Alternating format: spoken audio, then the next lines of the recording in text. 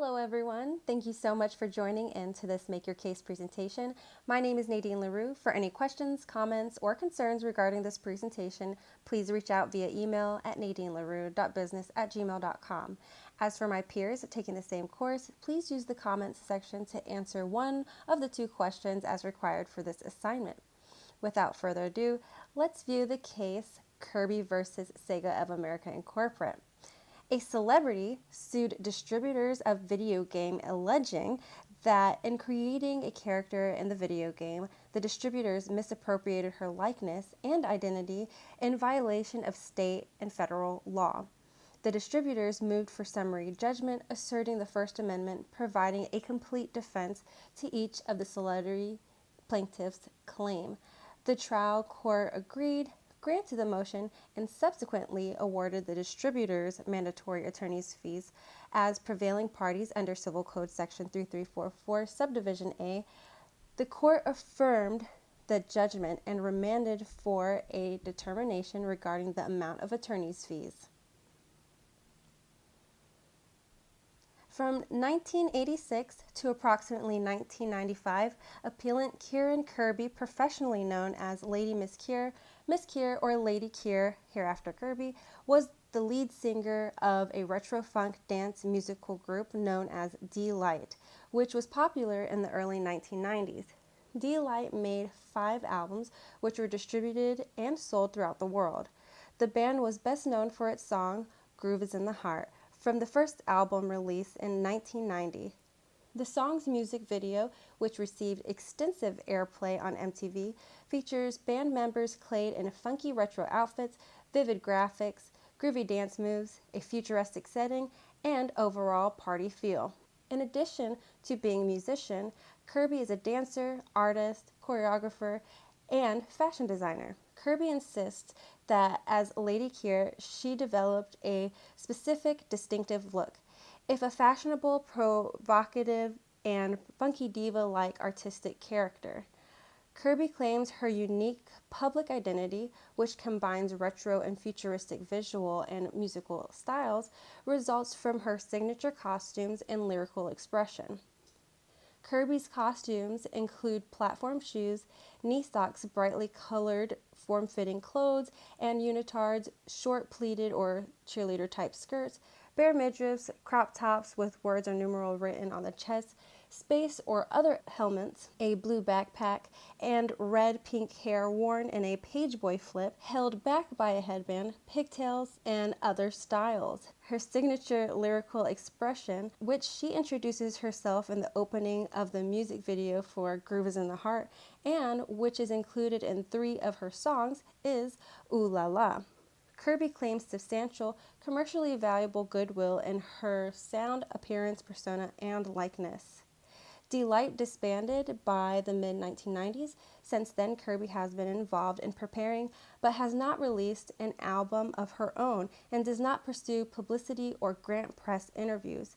She alleges she has been and is regularly approached by advertisers and manufacturers interested in licensing her name and likeness to sell products.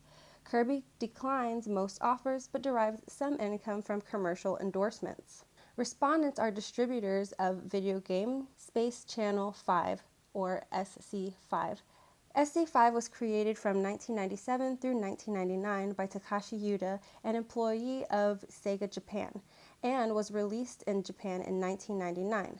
Yuda originally conceived the main character as a male, but changed the character to a female in order to develop a video game to appeal to girls. Yuda testified the name Ulala was a derivative of the Japanese name Urara, modified to make it easier for English speakers to pronounce. Yuda claimed he developed the Ulala character based on the anime style of Japanese cartoon characters and denied using Kirby as a reference. Ulala has 6 main dance moves: up, down, right, left, forward, and backward. The character's dance moves were created by Naoko Netsu, a Japanese choreographer and dancer. Netsu's dance moves were hers alone. At the time she created the moves, Netsu did not know Kirby and had not ever heard of her. Netsu created and performed dance moves for Ooh La La at Yuta's direction. He videotaped the moves and used the tapes to create Ooh La La's dance moves in the game. The musical theme for SC5 is Mexican Flyer. That song, written in 1960s, is performed by composer Ken Woodman. The music is not based on or used in reference to any music by Delight or Kirby. To make the judgment for this case, the court reviews all claims made by the plaintiff and all responses made by the defendant. Here is what is reviewed.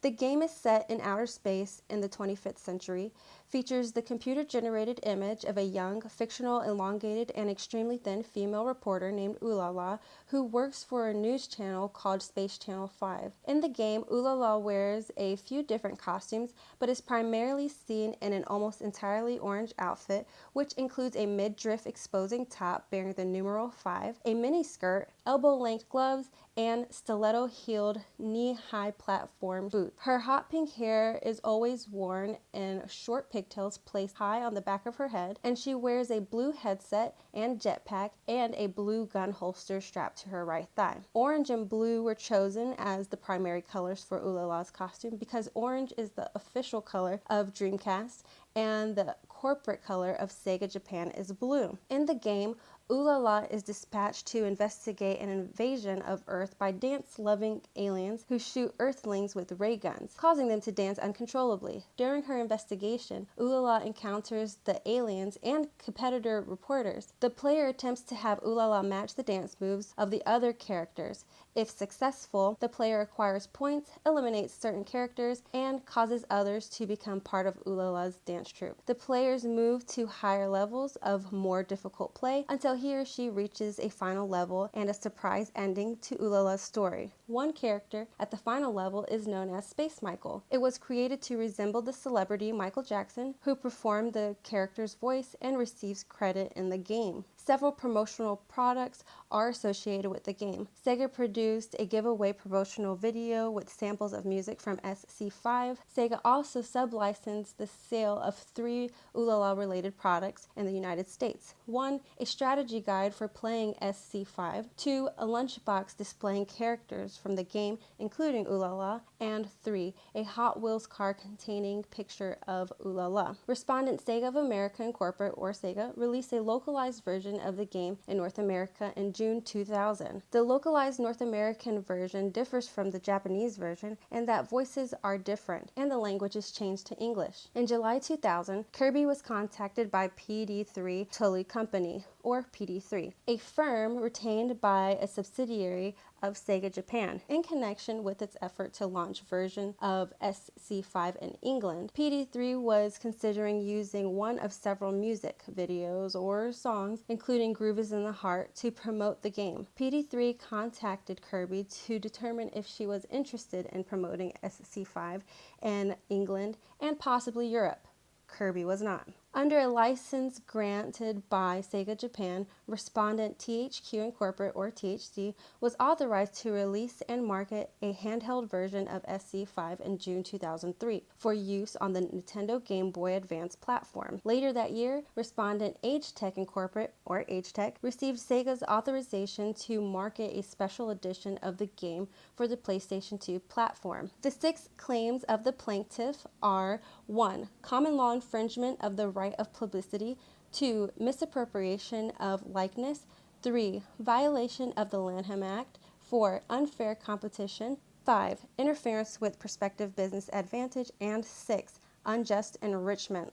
However, the judgment reveals that the plaintiff's claims fail and the defendants have the protection needed because the First Amendment. The claim of misappropriation of likeness fails because although the celebrity and the character share similarities, which the court does support, there are substantial differences between the two. The failed claim was reviewed using the case Midler versus Ford Motor Company. In this secondary case, The plaintiff, a nationally known actress and singer, seeks action for appropriation of her distinctive voice for use in an advertisement from the defendants, an automobile company and an advertisement company for automobile commercials. The defendants obtain copyright permission to use the song that is widely known to be sung by the plaintiff. The defendants try to have the original singers perform the songs in commercials, but if they cannot have the original singer, they use a singer who sounds like the original singer without showing them in the commercial. Because the plaintiff was not interested in being part of the commercial, the defendant continued with the routine. Because voices are not copyrightable, even if it is an imitation of a recorded performance, it is no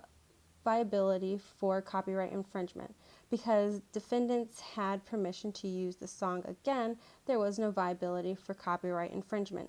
The plaintiff was able to sufficiently share that part of her identity was appropriated by sharing that voices are in fact distinctive factors of a person, and likeness is not just visually. For the defendants to make profit in selling the product that uses the likeness of the plaintiff's voice, the defendant appropriated part of the plaintiff's identity. This secondary case supports Kirby's claim for misappropriation of likeness in the primary case by catering to the many similarities between Kirby and the character Ooh La La. However, where the two cases differ is that Kirby constantly changes her look, and she concedes she has no singular identity, whereas the character Ooh La La primarily has one look and has a singular identity. Because Space Channel 5 was released a few years before any contact with Kirby, and because there are substantial evidence supporting the defendant's responses, the judgment is affirmed and concludes that there are no violation of any of the claims, and the judgment be remanded to the trial court to determine the amount of award of attorney's fees to respondents as prevailing parties on the appeal.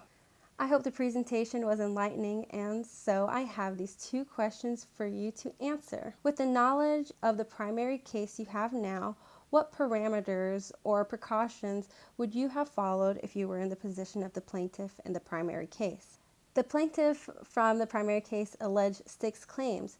Would you have brought all 6 claims to the court's attention, or would you use one strong claim to build your argument? Why? Don't forget to leave your answers in the comments section. Again, my name is Nadine LaRue. Feel free to reach out via email, and thanks for listening in to this Make Your Case presentation.